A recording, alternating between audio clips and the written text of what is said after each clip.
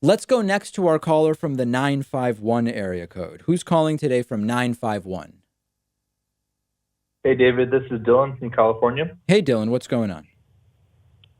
Um, I was wondering, I know you specifically talk about how you identify as a social democrat, not a democratic socialist. Right. Um, I was wondering if you would support, theoretically, if Democrats created legislation where it gave American workers a right to purchase the corporation that they own, that they work for, from the owners. Mm-hmm. Would you support legislation for that, or would you consider that too socialist for your own political ideology? Let me see if so you're saying, imagine that there is a company, I don't know, let's imagine it's what kind of a company? Let's an accounting firm, for example.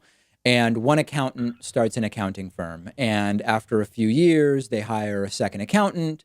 And then after a few years, they hire 10 more accountants and 20 accounting assistants and some administrative staff, and they get to 35 employees or something like that. The idea would be that a law would be passed where if those 34 employees, in other words, there's 35 employees, including the owner, if the other 34 employees want to buy the company, that the founder of the company would be forced to sell the company to them. Is that what you're suggesting?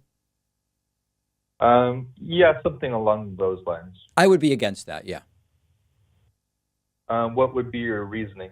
I don't know what basis there would be for the government coming in and saying business owners are going to be forced by statute to sell businesses they may not want to sell. That doesn't make any sense to me. That's not something I would push for. Okay. Well, fair enough. Thanks. All right, very good. Thank you. I mean, in the same way that, I wouldn't allow the government to say you have to sell other property of your own. I wouldn't say that the government should come in and say people have to be forced to sell a business. That's not my politics. Okay. I guess to me, that sounds like a lot like us saying that's different than us regulating corporations in other ways. I guess for me, is that different than us saying you can't sell wraps in your hamburgers or something like that? Is that us Sorry, you can't do what with your hamburgers? Restaurants?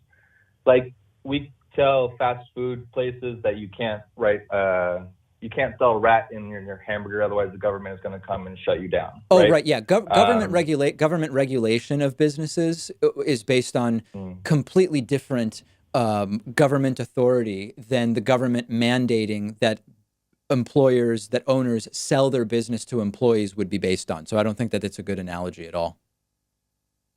Okay, I guess I see it as a moral argument, cleanliness is a value of ours.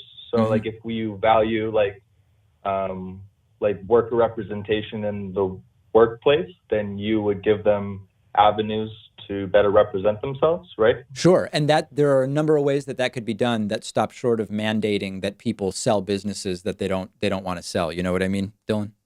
Yeah, totally. Yep. What would be a policy that you would support that adheres to that value? I'd have to think about it, but it would have to vary depending on company size, because what's reasonable and practical at small businesses would differ from medium and from large. But let me think about that a little bit. Okay, well, I'd love some content on that. Appreciate your show. Thanks for taking my call. Okay, great. Dylan, thank you. Appreciate the phone call very much.